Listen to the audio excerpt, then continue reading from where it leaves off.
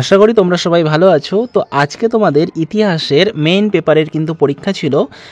তো দেখো Yuji third semester examination ইতিহাস প্রোগ্রাম CC3। তো আজকে কিন্তু তোমাদের অন্যান্য দিনের মতো অন্যান্য বিষয়ের মতো আজকেও কিন্তু পরীক্ষার সমস্তটাই কমন এসছে। তোমাদের সেটাই আজকে জানাতে এসেছি। তো দেখে নাও তোমাদের কোথা থেকে কমনগুলো এসছে। তো তোমরা পেজ নাম্বারগুলো একটু মিলিয়ে নাও পিডিএফের সঙ্গে। যারা যারা পিডিএফ কপি সংগ্রহ করেছো তোমাদের প্রত্যেকটা প্রশ্ন ধরে ধরে পেজ নাম্বারগুলো বলে দিচ্ছি। তো পরের আগের যে প্রশ্নগুলো রয়েছে ওগুলোও তোমাদের সঙ্গে শেয়ার করব। তো এটা হচ্ছে তোমাদের 60 নম্বরের পরীক্ষা ছিল এবং 2.5 ঘন্টা সময় ছিল। 2 নম্বরের 10টা প্রশ্ন কিন্তু তোমাদের করতে হয়েছে। তো এই 10টা প্রশ্ন কিন্তু তোমাদের সাজেশনের মধ্যে ছিল। প্রথম প্রশ্ন দেখো কি রয়েছে, কবে এবং কাদের মধ্যে পলাশির যুদ্ধ হয়েছিল। তো এটা কত নম্বর পেজে আছে দেখে নাও। তো দেখো তোমরা যদি 4 নম্বর পেজে দেখো, পেজ 4, তোমরা 4 নম্বর পেজে গেলে কিন্তু তোমরা এই প্রশ্ন উত্তরটা পেয়ে যাবে যে কবে কাদের মধ্যে পলাশির যুদ্ধ হয়েছিল। উত্তরটা তোমরা দেখে নাও যে 1757 খ্রিস্টাব্দে 23শে জুন বাংলার নবাব সিরাজউদ্দৌলা আর কলকাতার ইংরেজ কর্তৃপক্ষের মধ্যে পলাশির যুদ্ধ হয়েছিল। বি নম্বরে রয়েছে তোমাদের প্রাচ্যবাদ বলতে কি বোঝো বা প্রাচ্যবাদী বলতে কি বোঝো। তোমরা দেখো পিডিএফ এর পেজ 7, তোমাদের 7 নম্বর পেজে রয়েছে প্রাচ্যবাদী বলতে কি বোঝো। প্রাচ্যবাদী পাশ্চাত্যবাদী যে বিতর্ক রয়েছে তোমাদের এখান থেকে কিন্তু প্রাচ্যবাদীরা তোমরা লিখতে পারবে। তো প্রাচ্যবাদীরা কি, তো 1813 খ্রিস্টাব্দের সনদ আইনে 29 নং ধারায় ভারতে শিক্ষা প্রসারের জন্য বিতর্ক সৃষ্টি হয়েছিল। যে প্রাচ্যবাদী এবং পাশ্চাত্যবাদী এদের মধ্যে বিতর্ক সৃষ্টি হয়েছিল যে 1 লক্ষ টাকা কোন খাতে ব্যবহার করা হবে। যারা প্রাচ্যবাদে অর্থাৎ যারা ভারতীয় শিক্ষার পক্ষপাতী ছিল, যেরকম ধরো কোলব্রুক, উইলসন, তো এদেরকে বলা হতো প্রাচ্যবাদী। সি নম্বরের প্রশ্ন, উপযোগবাদ নীতির প্রবক্তাদের মধ্যে 2 জনের নাম উল্লেখ করো। এটা তোমরা পেয়ে যাবে সিএরটা 5 নম্বর পেজে। দেখো 5 নম্বর পেজে রয়েছে উপযোগবাদের কয়েকজন উল্লেখযোগ্য প্রবক্তার নাম। উত্তর দেখো জেরেমি বেনথাম, জেমস মিল, জন স্টুয়ার্ট মিল, জন অস্টিন প্রমুখ। তো এখান থেকে দুটো লিখলেই হয়ে যাবে। ডি নম্বরে দেখো রয়েছে কখন এবং কোথায় রাওতোয়ারি ব্যবস্থা চালু হয়েছিল। তো তোমরা ডি নম্বরের প্রশ্নের উত্তরটা পেয়ে যাবে পেজ নম্বর 3। উত্তরটা দেখে নাও, ভারতের দক্ষিণ পশ্চিমাঞ্চলে ক্যাপ্টেন আলেকজান্ডার রিড ও CR টমাস মনরোর উদ্যোগে 1820 খ্রিস্টাব্দে রাওতোয়ারি বন্দোবস্ত প্রবর্তিত হয়। প্রশ্ন দেখো, সত্যবিলোপ নীতি কে চালু করেন এবং কোন কোন রাজ্য এই নীতির দ্বারা জয় হয়। তো উত্তর হবে সত্যবিলোপ নীতি চালু করেন লর্ড ডালহৌসি। তিনি এই নীতির দ্বারা সম্বলপুর, সাতারা, ঝাঁসি এইসব রাজ্যগুলো জয় করেন। পরের প্রশ্নে অধীনতামূলক মিত্রতা নীতি কে কবে চালু করেন। তো তোমরা এই উত্তরটা পেয়ে যাবে পেজ নম্বর 6 নম্বর পেজে। অধীনতামূলক মিত্রতা নীতি কে চালু করেন, দেখো লর্ড ওয়েলেসলি।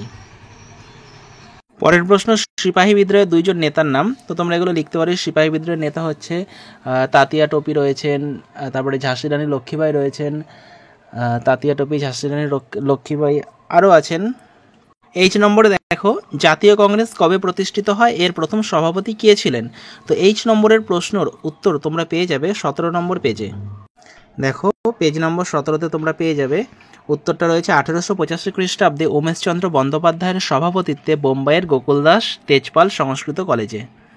আই নম্বর প্রশ্ন কি রয়েছে দেখো, অবশিল্পায়ন বলতে কি বোঝো। তো আইয়েরটা তোমরা পাবে 3 নম্বর পেজে। দেখো অবশিল্পায়ন কি, ব্রিটিশ শাসনকালে ভারতের বাজারগুলি ইংল্যান্ডের শিল্প কলকারখানায় উৎপাদিত পণ্যে ছেয়ে গেলে চিরাচরিত কুটির শিল্প ধ্বংস হয়ে যায়। এই ঘটনাকে অবশিল্পায়ন বলা হয়। পরের প্রশ্ন, ইয়ং বেঙ্গল কর্তৃক প্রকাশিত 2টি পত্রিকার নাম লেখো। তো এই প্রশ্নটার উত্তর তোমরা পেয়ে যাবে 23 নম্বর পেজে। ইয়ং বেঙ্গলের 2টো পত্রিকার নাম হচ্ছে দেখো এথেনিয়াম আর পার্থেনন। এই 2টো পত্রিকা লিখলেই হবে। পরের প্রশ্ন, কে নম্বরে রয়েছে নেহরু রিপোর্ট কি। এল নম্বরে স্বদেশী আন্দোলনের 2টি ধারার নাম দেখে নাও। উত্তর দেখো তোমরা এটা পেয়ে যাবে 45 নম্বর পেজে। স্বদেশী আন্দোলনের 2টি ধারার নাম হচ্ছে তোমাদের বয়কট ও স্বদেশী। এই দুটো হচ্ছে স্বদেশী আন্দোলনের প্রধান 2টো ধারা। এম নম্বরে আছে দেখো, এম দাগের প্রশ্ন, কবে এবং কাদের মধ্যে পুনা চুক্তি স্বাক্ষরিত হয়। তো তোমরা 10 নম্বর পেজে এই প্রশ্নের উত্তরটা পেয়ে যাবে। 1932 খ্রিস্টাব্দের 24শে সেপ্টেম্বর গান্ধীজি ও ডক্টর BR আম্বেদকরের মধ্যে পুনা চুক্তি স্বাক্ষরিত হয়। পরে 2টো প্রশ্ন রয়েছে, ভারতের ইতিহাসে 1929 সাল কি কি কারণে বিখ্যাত, আর ও নম্বরে ওয়াভেল পরিকল্পনা কি। তো তোমাদের 2 নম্বরের 10টা প্রশ্নই কিন্তু PDF এর মধ্যে ছিল। এরপরে তোমরা দেখে নাও 5 নম্বরে 4টে প্রশ্ন কি কি রয়েছে। প্রথম প্রশ্ন, মহীশূর রাজ্যের উত্থানে হায়দার আলীর ভূমিকা কি ছিল। বি নম্বর প্রশ্ন, মহলওয়ারি বন্দোবস্তের বৈশিষ্ট্য লেখো। তো মহলওয়ারি বন্দোবস্তের বৈশিষ্ট্য কিন্তু পিডিএফে ছিল, তো তোমরা দেখে নাও। তোমরা 26 নম্বর পেজে পেয়ে যাবে মহলওয়ারি ব্যবস্থার সম্বন্ধে। তো তোমাদের কিন্তু এখানে 3টে বৈশিষ্ট্য রয়েছে আর মহলওয়ারি ব্যবস্থার সম্বন্ধে কিছুটা লেখা রয়েছে। তো তোমরা কিন্তু এখান থেকে মহলওয়ারি বন্দোবস্তের বৈশিষ্ট্যগুলো লিখতে পারবে। আর এই মহলওয়ারি বন্দোবস্তের বৈশিষ্ট্য রয়েছে তোমাদের পেজ নম্বর 26, 26 নম্বর পেজে। পরের প্রশ্ন, ব্রিটিশ ভারতে রেলপথ বিস্তারের ফলাফল আলোচনা করো। তোমরা 29 নম্বর পেজ নাম্বার 29 গেলে তোমরা পেয়ে যাবে ভারতীয় অর্থনীতিতে রেলপথের প্রভাব। তোমরা এই রেলপথের প্রভাবটা লিখলেই কিন্তু হয়ে যাবে, 29 নম্বর পেজে আছে। পরের প্রশ্ন, পাশ্চাত্য শিক্ষা বিস্তারে বিদ্যাসাগর ও রামমোহন রায়ের অবদানকে কিভাবে ব্যাখ্যা করবে। এই দুটো প্রশ্ন তোমরা 31 নম্বর এবং 34 নম্বর পেজে বিদ্যাসাগর এবং রামমোহন রায়ের সম্বন্ধে যেটা লেখা রয়েছে ওখান থেকে শিক্ষার যে পয়েন্টগুলো রয়েছে, শিক্ষা সংস্কারের ভূমিকা, সেটা লিখলে কিন্তু তোমাদের হয়ে যাবে। পরের প্রশ্ন, 1940 লাহোর অধিবেশনের গুরুত্ব লেখো। এবং লাস্ট প্রশ্ন রয়েছে আলিগড় আন্দোলনের গুরুত্ব লেখো। এই প্রশ্নটাও কিন্তু সাজেশনে রয়েছে, তো তোমরা দেখে নাও। পেজ নম্বর 32 নম্বর পেজে প্রশ্নটা ঘুরিয়ে আছে যে মুসলিম সমাজের উন্নতিতে স্যার সৈয়দ আহমেদ খানের ভূমিকা।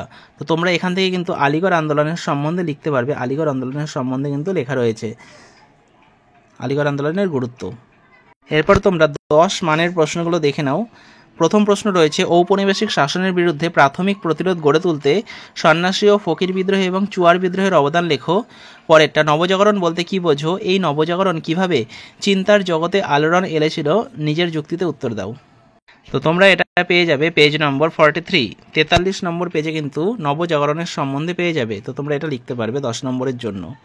পরের প্রশ্ন, জাতীয়তাবাদ কি? গান্ধীজির অসহযোগ আন্দোলন কিভাবে জাতীয় চেতনার জন্ম দিয়েছিল?